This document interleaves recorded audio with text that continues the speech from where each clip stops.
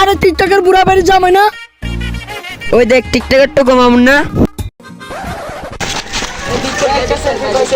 মামুন ভাই একটা মুসরা করেন, মুসরা।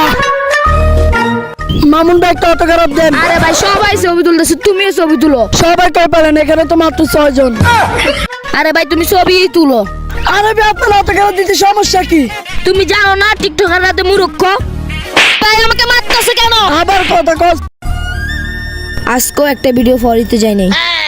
এই টিকটকের লাগিয়া পরিবারে গালি শুনি, রাস্তাঘাটে মাইর খাই, গার্লফ্রেন্ড প্রতিবন্ধী কয়, তাও একটা ভিডিও ভাইরাল হয় নাই।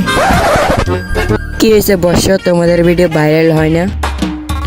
না, টিকটকে ভালো ভালো কন্টেন্ট আপলোড দিই, তাও আমাদের ভিডিও ভাইরাল হয় না।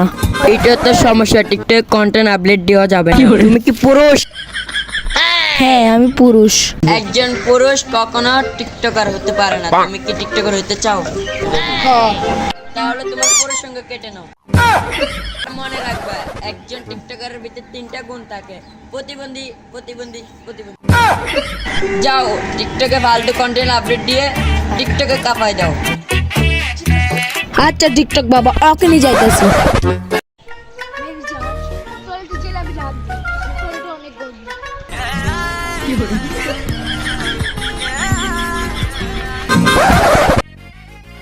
একেবারে ফালতু ভিডিও এসে শিয়ার টিকটকে ভাইরাল হইব।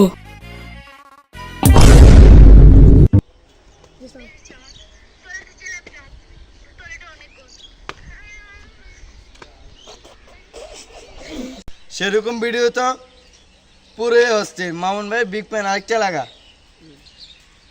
আমরা জ্বলি না, আমরা জ্বলাই, আমরা বেলেট কিনা, আমরা ফালাই। কোনো কন্টেন্ট নাই, তাই কিন্তু মারাত্মক কন্টেন্ট, একটা লাইক দিয়ে দে। ব্রেকিং নিউজ, টিকটকের মতো বস্তি প্ল্যাটফর্মে ফালতু ভিডিও আপলোড দিয়ে সেলিব্রেট হয়ে গেলেন মামুন ভাই। কোনো কন্টেন্ট নাই, তাও সে আজ অনেক বড় কন্টেন্ট ক্রিয়েটর। তাই আর কিছুক্ষণের ভিতর তার ইন্টারভিউ দেখতে পারবেন আমাদের এই টুকাই টিভিতে।